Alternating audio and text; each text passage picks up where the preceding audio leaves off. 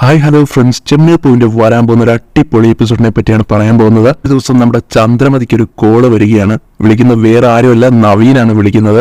ഞാൻ ശ്രുതിയുടെ മാമനാണെന്ന് പറഞ്ഞിട്ടൊക്കെയാണ് കേട്ടോ നവീൻ ചന്ദ്രമതിയെ വിളിക്കുന്നത്. നവീനാണെങ്കിൽ ഇപ്പൊ കോമ സ്റ്റേജ് ഒക്കെ കഴിഞ്ഞ് നോർമലായിട്ട് വരുന്ന ഒരു അവസ്ഥയിലാവുകയാണ്. ശ്രുതിയെ വീണ്ടും പലതരത്തിൽ ടോർച്ചർ ചെയ്യണം എന്നുള്ളൊരു ഉദ്ദേശത്തിലൊക്കെയാണ് നവീൻ വീണ്ടും തിരിച്ചിരിക്കുന്നത്.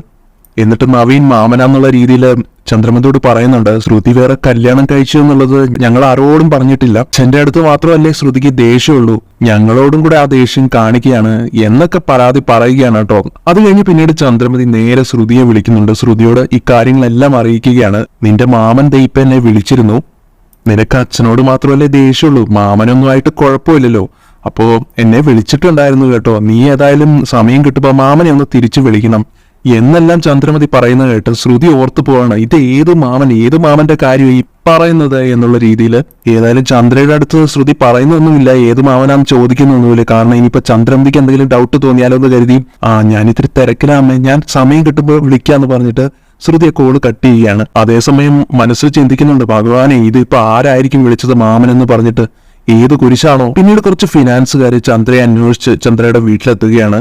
അപ്പോ ചന്ദ്രമതി മാത്രമേ വീട്ടിലുണ്ടായിരിക്കുള്ളൂ. അവരെന്നിട്ട് ചന്ദ്രമതിയോട് ഭീഷണി സ്വരത്തിൽ പറയുന്നുണ്ട്, ഇനിയും നിങ്ങൾ പലിശ മുഴുവൻ അടച്ചില്ലെങ്കിൽ ഞങ്ങൾ എല്ലാവരും കൂടി ഇങ്ങ് വരും. മുതലാളി നല്ല ദേഷ്യത്തിലാണ്, അതുകൊണ്ട് എത്രയും പെട്ടെന്ന് നിങ്ങൾ പലിശ മൊത്തം അടയ്ക്കാൻ നോക്കുക, അതാണ് നിങ്ങൾക്ക് നല്ലതെന്ന് അവർ ഓർമ്മപ്പെടുത്തുന്നുണ്ട്. അപ്പോൾ ചന്ദ്രമതി ആണെങ്കിലും ആകെ പേടിച്ചു പോകുന്നുണ്ട് കേട്ടോ. എന്നിട്ട് പറയുന്നുണ്ട്, ദയവ് ഇത് നിങ്ങൾ ഇപ്പൊ ഒന്ന് ഇവിടെ നിന്ന് ഇറങ്ങിപ്പോ, ഞാൻ പിന്നീട് അങ്ങോട്ട് വരാമെന്നൊക്കെ പറഞ്ഞ് അവരെ ഒരു തരത്തിൽ കൺവിൻസ് ചെയ്യാണ്. അങ്ങനെ അവർ അവിടെ നിന്ന് പോവുകയും ചെയ്യുന്നു. അങ്ങനെ ഇനി എന്ത് ചെയ്യും, എനിക്കിനി ഇൻട്രസ്റ്റ് ഒക്കെ അടക്കണമല്ലോ, ഇനി ഞാൻ എങ്ങനെ ഇതൊക്കെ വീട്ടുമെന്ന് ഓർത്തുകൊണ്ട് അങ്ങനെ ആലോചിച്ച് തല പുകഞ്ഞ് ആലോചിക്കുകയാണ് ചന്ദ്രമതി. അപ്പൊ ആ സമയത്താണ് കേട്ടോ ചന്ദ്രമതിക്ക് പെട്ടെന്നൊരു ചിന്ത വരുന്നത്. രവീന്ദ്രൻ കുറച്ച് ക്യാഷ് എടുത്തു വെക്കാൻ വേണ്ടി ചന്ദ്രമതിക്ക് കൊടുത്തിട്ടുണ്ടായിരുന്നു. ഇതേ പൈസയാണ് ശ്രുതി ഒരിക്കൽ മോഷ്ടിച്ച് ടിക്കറ്റ് ഒക്കെ എടുത്ത് പിന്നെ അത് ക്യാൻസലാക്കി വീണ്ടും ചന്ദ്രമതിക്ക് ആ പൈസ തിരികെ കൊടുക്കലുണ്ടായി. അപ്പൊ ഈ ക്യാഷ് തൽക്കാലം കൊടുക്കാമെന്ന് ചിന്തിക്കുകയാണ് ചന്ദ്രമതി. ഇല്ലെങ്കിൽ പിന്നെ എല്ലാവരും ഇക്കാര്യങ്ങൾ അറിയും, ആധാരമൊക്കെ ഞാൻ എടുത്തു കൊടുത്തു എന്ന് എല്ലാവരും അറിഞ്ഞിട്ടുണ്ടെങ്കിൽ പിന്നെ പണി പാടും. അപ്പൊ തൽക്കാലം അവൾക്ക് ഈ പൈസ കൊണ്ടു കൊടുക്കാമെന്ന് ചിന്തിച്ച് ആ 1,00,000 രൂപ ചന്ദ്രമതി എടുക്കും. ഫിനാൻസുകാരുടെ അടുത്തേക്ക് ചന്ദ്രമതി പോകാൻ തുടങ്ങുന്നു. ഓട്ടോറിക്ഷയിലാണ് അവർ പോകുന്നത്. അപ്പൊ വണ്ടിയിലിരുന്ന് ഇവർ ഈ പൈസയെ പറ്റി പറയുന്ന കാര്യങ്ങളെല്ലാം, ഇത്ര എമൗണ്ട് തന്റെ കയ്യിലുണ്ടെന്ന് ചന്ദ്ര പറയുന്ന കാര്യങ്ങളെല്ലാം ഓട്ടോക്കാരൻ കേൾക്കുന്നുണ്ട്. ഓട്ടോക്കാരൻ വേഗം തന്നെ രേവതിയുടെ അനിയൻ ശരത്തിന്റെ കൂട്ടുകാരനെ വിളിച്ച് പറയുന്നുണ്ട്, എന്റെ ഓട്ടോയിൽ കുറച്ച് പൈസയായിട്ട് ഒരാൾ കയറിയിട്ടുണ്ട്, അത് ചന്ദ്രമതി ആണെന്നും കൂടെയൊക്കെ പറഞ്ഞു കൊടുക്കുന്നുണ്ട്. അപ്പോ ശരത്തിന്റെ ഫ്രണ്ടിന് അതാരാണെന്ന് മനസ്സിലാവുകയും ശരത്തിനോട് അവൻ ചേച്ചിയുടെ അമ്മായിയമ്മ കുറച്ച് ക്യാഷുമായിട്ട് നേരെ ഫിനാൻസ് കമ്പനിയിലേക്ക് പോകുന്നുണ്ട് എന്നുള്ള കാര്യങ്ങളൊക്കെ അറിയിക്കുക. നിന്നെ ഒരുപാട് ദ്രോഹിച്ചതല്ലേ അവര്, എടുക്കാത്ത പൈസ എടുത്തു എന്ന് വരെ ഒരിക്കൽ പറഞ്ഞിട്ടുണ്ടായിരുന്നു, അതുകൊണ്ട് ആ പൈസ നമുക്ക് എടുത്ത് അവരെ ഒന്ന് വട്ടം ചുറ്റിക്കാന്ന് പറയുമ്പോ ശരത്ത് അതൊന്നും വേണ്ടത് പറയുന്നു. കാരണം ഒരു തവണ എന്നെ ബൈക്ക് മോഷ്ടിക്കാൻ പോയപ്പോ പോലീസ് പിടിച്ചതാണ്, അതുകൊണ്ട് ഇതും പിടിക്കപ്പെട്ടാലോ എന്നൊക്കെ എല്ലാം പറഞ്ഞ് ബൈക്കുമ്പോ ഫ്രണ്ട് ശരത്തിന് കോൺഫിഡൻസ് കൊടുക്കുകയാണ്. അത് നമ്മൾ അന്ന് മുഖം മറക്കാതെ പോയതുകൊണ്ടല്ലേ, ഇന്ന് നമുക്ക് വളരെ ശ്രദ്ധിച്ചു പോയി ആ പൈസ എടുക്കാന്നേ, മാത്രമല്ല നിന്നെ ഒരുപാട് ഉപദ്രവിച്ചതല്ലേ, അപ്പൊ അവർക്ക് ഈ പണി കിട്ടേണ്ടത് ആവശ്യമാണെന്നൊക്കെ ഫ്രണ്ട് പറയുമ്പോൾ ശരത്തിനും പിന്നെ അത് തോന്നിപ്പോവുകയാണ്. അങ്ങനെ രേവതിയുടെ അനിയൻ ആ പൈസ മോഷ്ടിക്കാമെന്ന് തന്നെ ചിന്തിക്കുന്നു. ഒട്ടും താമസിച്ചില്ല, ഓട്ടോയ്ക്ക് പുറകെ പോയി ചന്ദ്രമതിയുടെ കയ്യിൽ നിന്നും ആ ബാഗ് തട്ടിപ്പറിച്ചെടുത്ത് അവര് കടന്നു കളയാണ്. ഇതേ സമയം ചന്ദ്രയാണെങ്കിൽ ആകെ പേടിച്ചു പോവുകയാണ്. ഇനി എന്ത് ചെയ്യും ഒന്നും അറിയില്ല, ആകെ കരഞ്ഞ് നിലവിളിച്ചു പോവുകയാണ് ചന്ദ്രമതി. ഏതായാലും കരഞ്ഞുകൊണ്ടിരിക്കാൻ പറ്റില്ല, എന്തെങ്കിലും ഒരു തീരുമാനം ഉണ്ടാക്കണം. അതുകൊണ്ട് തന്നെ ചന്ദ്രമതി ഫിനാൻസിലേക്ക് തന്നെ പോയി അവരോട് കാര്യങ്ങളെല്ലാം പറഞ്ഞ് സഹായാവസ്ഥ അവർക്ക് മുമ്പിൽ ഏറ്റുപറയാം എന്ന് തന്നെ തീരുമാനിക്കുന്നത്. അങ്ങനെ നേരെ അവിടേക്ക് പോകുന്നു. ശേഷം അവിടെ ചെന്ന മുതലാളിയോട് ചന്ദ്രമതി പറയുന്നുണ്ട്, എന്റെ ബാഗ് അടക്കം 2 കള്ളന്മാര് മോഷ്ടിച്ചുകൊണ്ട് പോയി, ഞാൻ പൈസ തരാനായിട്ട് തന്നെ വന്നതായിരുന്നു എന്നൊക്കെ നിസ്സഹായതയോടെ കരഞ്ഞുകൊണ്ട് പറയുന്നുണ്ട്. പക്ഷെ ചന്ദ്രമതി ഇതൊക്കെ കരഞ്ഞതാണ് പറഞ്ഞിട്ടും ഫിനാൻസർ ഇതൊന്നും വിശ്വസിക്കുന്നില്ല. അയാൾ പറയുന്നുണ്ട്, നിങ്ങൾ എന്ത് പറഞ്ഞിട്ടും കാര്യമില്ല, എന്റെ അടുത്തു നിന്നും വാങ്ങിക്കൊണ്ടുപോയ പൈസ എനിക്ക് തിരികെ കിട്ടിയേ പറ്റൂ. ചന്ദ്ര അപ്പൊ വീണ്ടും പറയും, ദയവ് ചെയ്ത് നിങ്ങൾ ഇങ്ങനെയൊന്നും പറയരുത്, എന്തായാലും പൈസയായിട്ട് വരാം, നിങ്ങൾ തൽക്കാലം എന്നോടൊന്ന് കനിയണം, തൽക്കാലം എന്നോട് പോകാൻ അനുവദിക്കണം, പക്ഷെ എന്റെ പൈസ കിട്ടാതെ ഞാൻ നിങ്ങളെ വിടില്ല. ഈ വീട്ടിൽ ആരോടും പറയാതെ ആധാരം വെച്ചു, ഇനി ഞാൻ ആരോട് പോയിട്ടാ പൈസ ചോദിക്കാം, പലിശയും ഇല്ല, അതുകൊണ്ട് നീ കരഞ്ഞിട്ടും ഒരു കാര്യമില്ല ചന്ദ്രമതി, ആധാരം ഇവിടെ നിന്ന് എടുത്തതിന്റെ ഫുൾ പൈസയും എനിക്ക് ഇവിടെ കിട്ടണം, എന്നാൽ മാത്രമേ നിന്നെ ഞാൻ തിരിച്ചയക്കൂ എന്ന് തീർത്ത് പറയുകയാണ് ഫിനാൻസർ. എന്തായാലും ചന്ദ്രമതി അവിടെ ശരിക്കും പെട്ടുപോവുകയാണ്. ഫിനാൻസർ പിന്നീട് ചന്ദ്രമതി ഒരു റൂമിലൊക്കെ അടച്ച് പൂട്ടുകയാണ്. ചന്ദ്രമതി എത്രയൊക്കെ കരഞ്ഞു പറഞ്ഞിട്ടും ഫിനാൻസർ ഒന്നും വിശ്വസിക്കുന്നില്ല. ഇനി ക്യാഷ് കിട്ടിയിട്ടേ ചന്ദ്രമതിയെ വിടൂ എന്നുള്ള ഒരു ഉറച്ച തീരുമാനത്തിൽ തന്നെയാണ്. അങ്ങനെ വലിച്ചു കൊണ്ടുപോവുകയാണ് ചന്ദ്രമതി. എന്നിട്ട് റൂമിലിട്ട് അടച്ചു പൂട്ടുന്നു. ഇതേ സമയം രേവതി നമ്മുടെ സച്ചിയോട് പറയുന്നുണ്ട് കേട്ടോ, ഇത്രയും ദിവസമായിട്ടും ഞാൻ കുറെ ദിവസമായി വീട്ടിലോട്ടൊക്കെ ഒന്ന് പോയിട്ട് എന്നെ സച്ചിട്ട് വീട് വരെ ഒന്ന് കൊണ്ടാക്കുവോ? അതിനെന്താ, കൊണ്ടാക്കാലോ. അങ്ങനെ രേവതിയും കൂട്ടി കാറിൽ പോകുമ്പോഴാണ് സച്ചിക്കൊരു കോള് വരുന്നത്. പുതിയൊരു ഓട്ടത്തിന് വേണ്ടിയിട്ടാണ്. സച്ചിക്കൊരു ഓട്ടം കിട്ടുകയാണ്.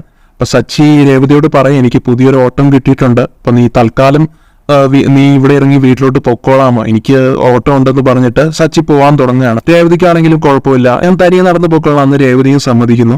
അതോടൊപ്പം സച്ചി പറയുന്നുണ്ട് രേവതിയോട്, എനിക്ക് നീ ഫിനാൻസ് വരെ ഒന്ന് പോകണം, എന്റെ കുറച്ച് ക്യാഷ് എനിക്ക് അവിടെ അടയ്ക്കാനുണ്ട്, വണ്ടിയുടെ കുറച്ച് പൈസയാണിത്, ഇത് പോണ വഴി ഫിനാൻസിൽ പോയെന്ന് അടയ്ക്കുമെന്ന് ചോദിക്കുമ്പോൾ അതിനെന്താ സച്ചിയേട്ടാ, ഞാൻ അടച്ചോളാം എന്ന് പറഞ്ഞ് സച്ചിയുടെ കയ്യിൽ നിന്ന് ആ പണം വാങ്ങുകയാണ് രേവതി. അതോടൊപ്പം എക്സ്ട്രാ കുറച്ച് പൈസയും സച്ചി കൊടുക്കുന്നുണ്ട് കേട്ടോ രേവതിക്ക്. വീട്ടിലേക്ക് പോകുന്ന വഴി വല്ല ഫ്രൂട്ട്സ് മേടിക്കാനോ അല്ലെങ്കിൽ ഓട്ടോക്കാരന് കൊടുക്കാനോ ഒക്കെ ആയിട്ട് എടുക്കാലോ എന്ന് പറഞ്ഞിട്ടാണ്. ഞാൻ ഏതായാലും ഓട്ടോ കിട്ടുന്ന ഭാഗത്ത് വണ്ടി നിർത്തി തരാം, നീ അവിടെ നിന്ന് ഓട്ടോ വിളിച്ച് പൊക്കോളാൻ പറയുകയാണ് സച്ചി. ഏതായാലും രേവതി നേരെ ചെല്ലുന്നത് ഫിനാൻസിലോട്ടാണ്. ഞാൻ സച്ചിയുടെ ഭാര്യയാണെന്നും പൈസ അടയ്ക്കാൻ വേണ്ടിയാണ് വന്നതെന്നും പറയുമ്പോൾ അവിടെയുള്ള ഒരു സ്റ്റാഫിന്റെ കയ്യിൽ പൈസ കൊടുത്താൽ മതി പറഞ്ഞ് ഫിനാൻസർ രേവതിയെ പറഞ്ഞു വിടുകയാണ്. അങ്ങനെ സ്റ്റാഫിന്റെ അടുത്ത് പൈസയെല്ലാം കൊടുക്കുന്നുണ്ട് രേവതി. ഫിനാൻസർ ആണെങ്കിൽ പുറത്തോട്ട് പോവുകയും ചെയ്യുന്നു. അങ്ങനെ പൈസയുടെ റെസിപ്റ്റ് ഒക്കെ എഴുതി കൊടുക്കുന്ന സമയത്താണ് കേട്ടോ താഴെ നിന്ന് ഒരു നിലവിളി സൗണ്ട് രേവതി കേൾക്കുകയാണ്. എന്നെ രക്ഷിക്കണേ എന്ന് പറഞ്ഞിട്ടൊക്കെയാണ് വിളിക്കുന്നത്. രേവതി ആ സമയം സ്റ്റാഫിനോട് ചോദിക്കുക, എന്താ ഒരു ഒച്ച, താഴെ നിന്ന് ഒരു ഒച്ച കേൾക്കുന്നുണ്ടല്ലോ, അത് ആരുടെയാണെന്നൊക്കെ ചോദിക്കുമ്പോൾ അപ്പൊ അവര് പറഞ്ഞു കൊടുക്കും, അത് പിന്നെ ഇവിടെ ആധാരം വെച്ച് പൈസ വാങ്ങിച്ചതാണ്, അവരാണെങ്കിൽ വീട്ടിൽ ആരോടും പറയാതെയാണ് ആധാരം വെച്ചിരിക്കുന്നത്, ഇപ്പൊ എന്താ പലിശയില്ല മുതലും ഇല്ല എന്നുള്ള അവസ്ഥയിലായി, അതുകൊണ്ട് മുതലാളി താഴെ ഒരു മുറിയിൽ പൂട്ടിയിട്ടിരിക്കുകയാണെന്നുള്ള കാര്യം പറഞ്ഞു കൊടുക്കുന്നുണ്ട് അവര് രേവതിക്ക്.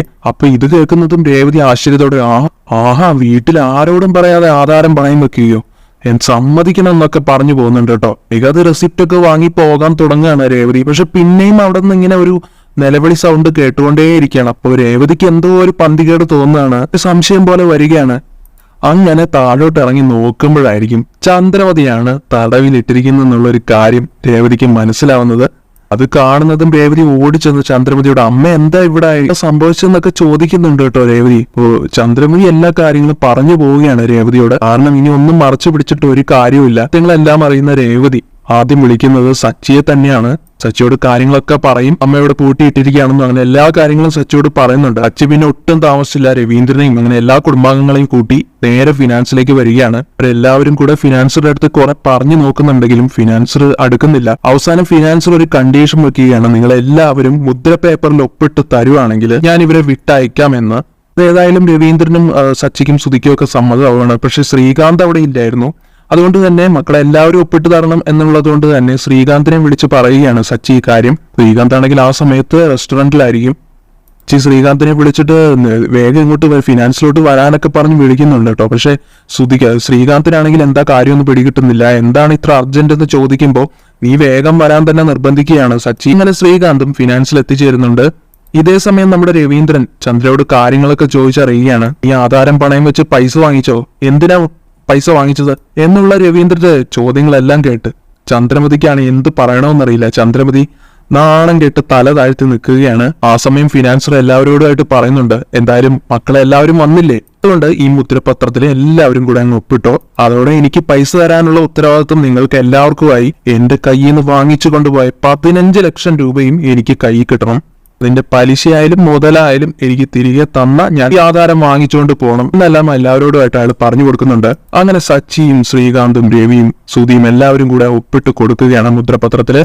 വളരെ സങ്കടത്തോടു കൂടിയാണ് കേട്ടോ രവീന്ദ്രനൊക്കെ ഇത് ഒപ്പിടുന്നത്. ചന്ദ്രമതിയുടെ മുഖത്തേക്കൊക്കെ എല്ലാവരും ഇങ്ങനെ ദേഷ്യത്തോടു കൂടിയാണ് നോക്കുന്നത്. ചന്ദ്രയാണെങ്കിൽ ഒന്നും മിണ്ടാതെ തല താഴ്ത്തി കുറ്റബോധത്തോട് നിൽക്കുകയാണ്.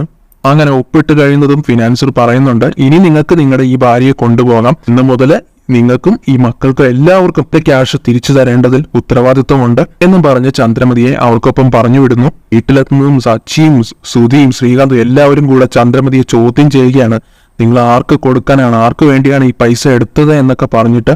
അപ്പൊ അങ്ങനെ ചന്ദ്രമതി ആണെങ്കിൽ എല്ലാവരുടെയും ചോദ്യങ്ങൾക്ക് മുന്നിൽ ഒരുകയാണ് ചെയ്യുന്നത്. ഉടനെ തന്നെ വരാനിരിക്കുന്ന ഒരു അടിപൊളി എപ്പിസോഡാണിത്.